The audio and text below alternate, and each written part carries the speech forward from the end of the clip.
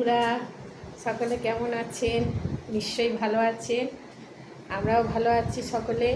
তো দুপুরবেলায় চলে এলাম, একদম স্নান সেরে। প্রচণ্ড রোদ, প্রচণ্ড গরম। তো চান করে একদম চলে এসেছি। কি রান্না করেছি আমি আপনাদের সামনে শেয়ার করতে এসে গেছি। তো কি রান্না করেছি সেটা দেখাই আপনাদের। তো ভাত করেছি, দেখুন, সাদা ভাত। আচ্ছা, নিম পাতা আলু ভাতে দিয়ে মেখেছি। নিম পাতা এখন এই গরমে খুবই খাওয়া উপকার। আচ্ছা, ডাল আছে, মুগের ডাল। আচ্ছা, এটা হচ্ছে মাছের ডিমের বড়া করেছি, আর পটল দিয়ে আলু দিয়ে একটা তরকারি, মাখা তরকারি। বড় বড় মাছের পিস ভেতরেও আছে, বড়া করেছি ভেতরেও আছে।